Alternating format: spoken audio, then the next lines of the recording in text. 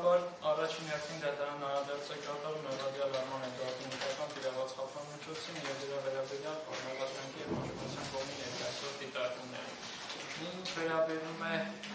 երկու կողմերի կողմից մատնանշված կասկածի առնչության դիտարկումներին, ապա դատարանն արձանագրում է, որ առնվազն սյունքերում մեղադրական հաստատված եզրակացությամբ քրեական գործունեության վայրում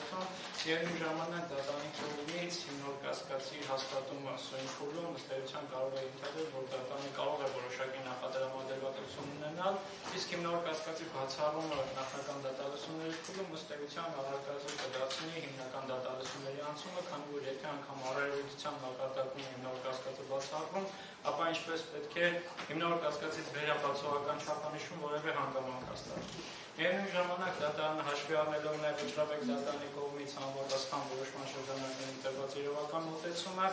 հիմնավոր կասկածի առնչությամբ ավել դիտարկումներ ներկայացնելու անհրաժեշտություն չի տեսնում։ Ընդհանուր կտրվածքով դատարանի կողմից ներկայացված մեկնաբանությունը վերաբերում է բոլոր մեղադրյալներին։ Միևնույն ժամանակ այստեղ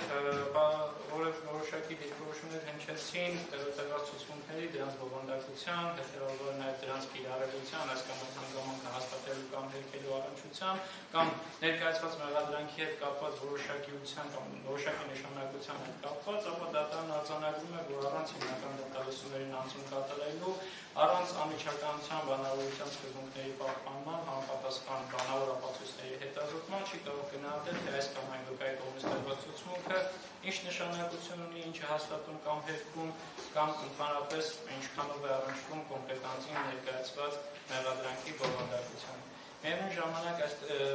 ներկայացվեցին ըստ էության դիտարկումներ, որ փուլի փոփոխությունը ըստ էության կարող է որոշիչ նշանակություն ունենալ խափամիջոցի փոփոխման տեսանկյունից, դատարանն արձանագրում է, որ դրա առնչությամբ կա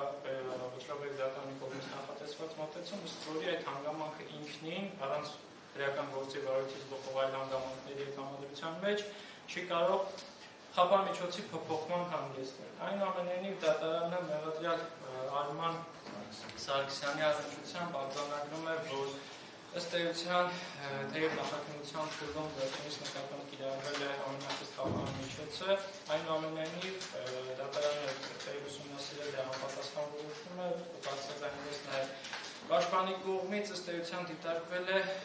ապացուցման գործընթացին խոչընդոտելու հնարավորությունը եւ այդ ենթադրությունը բացառելու համար կիրառվել է ամենախիստ խափամիջոցը։ Միևնույն ժամանակ հաշվի առնվել նաև մեղադրանքի ծանրությունը, բնույթը եւ այլն, դատարանն արձանագրում է, որ ներկա փուլում ըստ էության ապացույցները ստացված են, միևնույն ժամանակ թեև յուրաքանչյուր քրեական գործով խափամիջոցի յուրաքանչյուր մեղադրյալ նկատմամբ կիրառված խափամիջոցը ունի ինքնուրույն նշանակություն եւ յուրաքանչյուր վարքագծի, այսպես ասած, վերաբերյալ ենթադրությունները կանխորոշող նշանակություն, այնուամենայնիվ, եթե քրեական վարույթը վերաբերում է մի քանի մեղադրյալների, ապա կոնկրետ մեղադրյալի վերաբերյալ կիրառված խափամիջոցը չի կարող դիտարկվել այլ մեղադրյալների հետ կիրառված խափամիջոցից ընդհանրապես կտրված, միևնույն դիտարկումների, միևնույն այս արձանագրված մոտեցումների եւ ենթադրությունների շրջանակներում երկու այլ անձանց նկատմամբ կիրառվել է տնային կալանք խափամիջոցը, որպեսզի պայմաններում նաև վարորդի արդարացիության տեսանկյունից դատարանը գտնում է, որ մեղադրյալ Արման Սարգսյանի նկատմամբ հետագա ամենախիստ խափամիջոցի կիրառությունը անառարկելի անհրաժեշտություն առկա չէ։ Միևնույն ժամանակ դատարանը հաշվի առնում նաև վերջինիս անձը բնութագրող հանգամանքները, մասնավորապես մի շարք բժշկական փաստաթղթեր ներկայացվեցին վերջինիս առողջական վիճակի հետ կապված, նրա խնամքին 3 անչափահաս երեխաների առկայությունը, հետևաբար դատարանը գտնում է, որ վերջինիս նկատմամբ կիրառված խափամիջոց կալանքի ենթակա է փոփոխման, դատարանը վերջինիս նկատմամբ որպես խափամիջոց է կիրառում տնային կալանքը 3 ամիս ժամկետով, այս միած հարցադրում էլի, ստեղ նշել է կադաստրի վկայական եք ներկայացրել, 2 հասցրեք ներկայացրել։ Երկու սեփականությունների, բայց ինքը մնում Վարու Մարգարյան, Վարու Մարգարյան։ Այդ հասցրում եք դատարանն արձանագրում է, որ մեղադրյալը նստեք, իր նկատմամբ կիրառված տնային խափամիջոցը պետք է կլի հաստատի բնակության վայրում Երևան քաղաքի Մարոն Մարգարյան փողոցի 1/6-11-րդ բնակարանում, ընդ որում կիրառված խափանմիջոցի շրջանակներում մեղադրյալին դատարանարկելուն ունենալ նամակագրություն, հեռախոսակցություններ, օգտվել հաղորդակցության այլ ձևերից, այդ թվում փոստային առաքանոց, շփումներ ունենալ այլ անձանց հետ կամ իր բնակության վայրում հյուրընկալել այլ անձանց, բացառությամբ մերձավորվածքականների, այդ բնակարանում մշտապես բնակվող անձանց, միևնույն ժամանակ այդ սահմանափակումները չեն վերաբերում շտապ բժշկական օգնություն իրապահ մարմիններ արտակարգ իրավիճակներում փրկարարություն կանչելու, ինչպես նաև վերահսկողություն իրականացնող մարմին կապ հաստատելու դեպքերի, ինչպես նաև պաշտպանների։ Որոշման կատարում է դատարանը հանձնարարում է Հայաստանի Հանրապետության պրոբացիայի ծառայությանը եւ նույն ժամանակ դատարանը որպես տնային կալանքի ինտեգրալ մեղադրյալի նկատմամբ համապատասխան կիրառում է նաև բացակայելու արգելքը։ Սա մեղադրյալ Արման Սարգսյանի մասով, ինչ վերաբերում է Լիլիա Սարգսյանին, ապա վերջինիս նկատմամբ եւս նախաքննության փուլում նույն նկատառումներով կիրառվել է տնային կալանք խափանմիջոց, ըստ էության դատարանը վերստին արձանագրում է, որ վերջինիս նկատմամբ կիրառված չէ ամենախիստ խափանմիջոցը, հետեւաբար այն դիտարկումները, որոնք ամենախիստ խափանմիջոցի կիրառության շրջանակներում էին տրվել, սույն իրավիճակում վերաբերելի չեն, դատարանը սույն դեպքում հաշվի առնում, ինչպես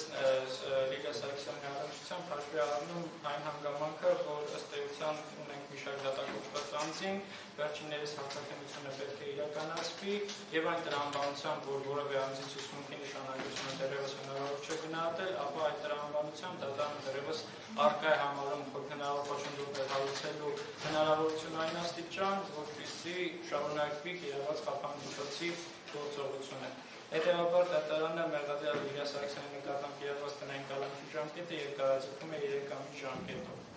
Ինչ վերաբերում է մյուս մեղադրյալ Արսեն Մելիքյանին, ապա վերջինիս նկատմամբ ևս կիրառված չէ ամենախիստ խափանմիջոցը։ Հիմնավոր կասկածի, ինչպես նաև Լիլիա Սարգսյանի առնչությամբ ներկայացված դիրքորոշումների ամբողջ ծավալը ըստ էության վերաբերել է նաև սույն մեղադրյալին, հաշվի առնելով, որ ներկայացված մեղադրանքների փաստական ներկայացությունը բովանդակությունը որոշակիորեն համընկնում է եւ նույնիսկ դիտարկվել է նաև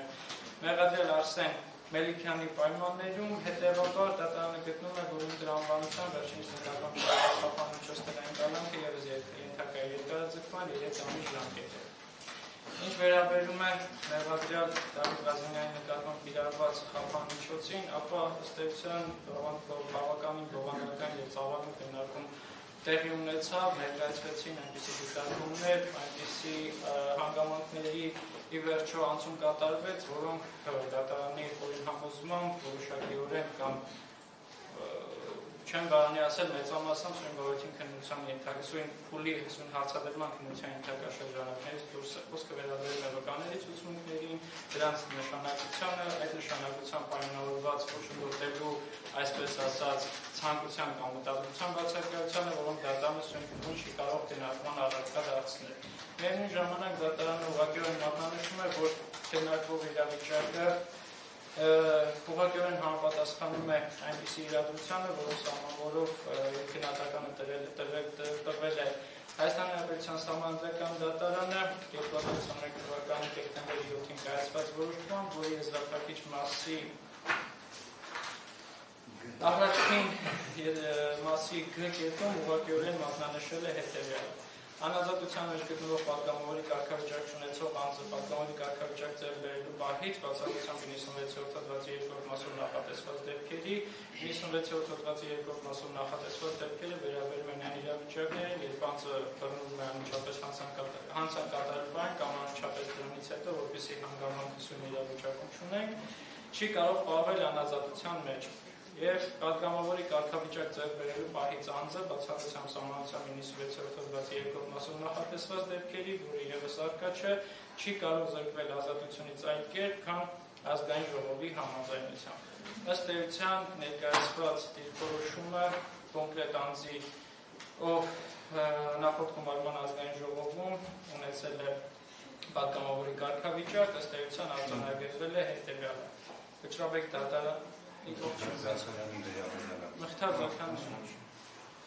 Մխիթար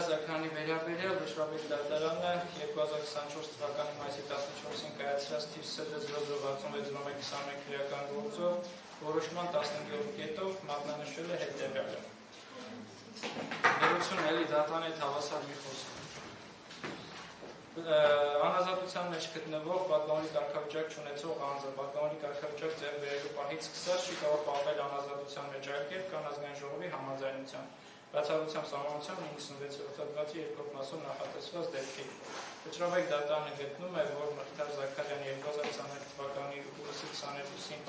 պատգամավորի կարգավիճակ ձեռք բերելու փաստի ուժով ենթակա եղել ազատ արձակման, քանի որ սույն քրեական գործով քրեական հետապնդում իրականացման բաժնի կողմից ազգային ժողովին չի ներկայացվել պատգամավորին ազատությունից զրկելու համաձայնություն ստանալու վերաբերյալ միջնորդություն։ Հետևաբար արկա չի եղել նաև պատգամավորին ազատությունից զրկելու վերաբերյալ ազգային ժողովի համապատասխան համաձայնությունը։ Միևնույն ժամանակ նույն որոշման 15-րդ կետում վճռաբեկ դատարանը հանգել է հետևության, որ նկատի ունենալով հակագործության դատարանի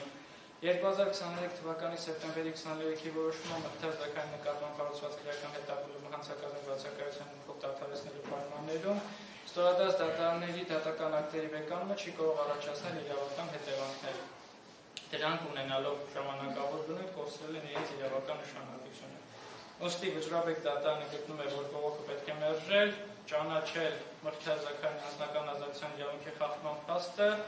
ստորադաս դատարանների դատական ակտերը թողնելով ուժի մեջ համապատասխան իրավական դիրքորոշումների հաշվառման։ Ներկայացված դիտարկումները գնահատելով սույն քրեական գործի փաստական հանգամանքների վերաբերյալ դատարանն արձանագրում է, որ մեղադրյալ Դավիթ Ղազինյանը ըստ էության ազատությունից զրկվել է այն պահին, երբ դեռևս ազգային ժողովի պատգամավորի կարգավիճակ չի ունեցել։ Միևնույն ժամանակ սույն քրեական գործով